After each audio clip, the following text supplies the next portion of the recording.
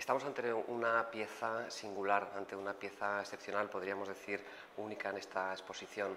Es una pieza modesta, es una pieza que no tiene un valor de mercado significante y es una reproducción.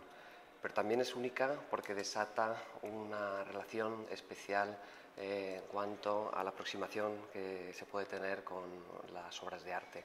En esta ocasión una aproximación absolutamente democrática. A muy pocos metros de aquí, en pleno barrio de las Letras, en la calle Cervantes número 28, existía la imprenta de José Lacoste, la antigua casa Laurent. Jean Laurent fue fotógrafo de corte con Isabel II y durante el XIX hizo cantidad de reproducciones, de retratos, de vistas de España y, como no, de reproducciones de obras de arte de diferentes museos, especialmente de este. Cuando su sucesor, José Lacoste, hereda todo su negocio, comienza en 1900 a utilizar su taller de estampación a través de la fototipia. Estamos hablando de que estas postales se reproducían, como esta que tengo aquí, de un retrato de Goya, se reproducían con este sistema de estampación muy preciso porque procedía de un negativo fotográfico. Las fototipias básicamente vienen de una placa de vidrio emulsionada con goma bicromatada, que es un material fotosensible, y la imagen se transfiere desde un negativo a esta placa de vidrio. Después se entinta y se estampa contra un papel.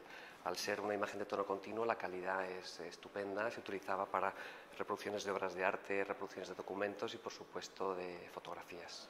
Es interesante, pues muestra la belleza implícita en cosas pequeñas y simples como son las postales. Belleza tantas veces inspiradora a niveles insospechados. Esta postal es un homenaje directo a todos aquellos millones de coleccionistas de arte reproducido e inspirador.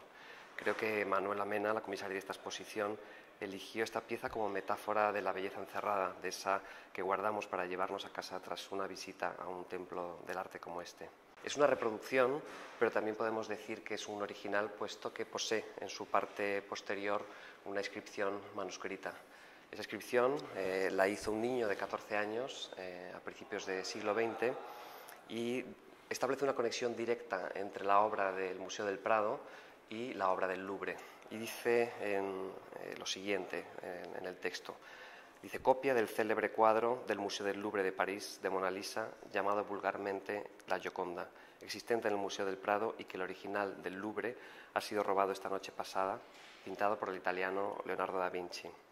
Quien realiza esta inscripción es Casimiro García Morana, entonces contaba con 14 años y supuestamente lo hace el día 23 de agosto de 1911, que es cuando pensamos que acude al Prado para comprar esta postal e inscribir con esa precisión periodística este texto que acabo de leer.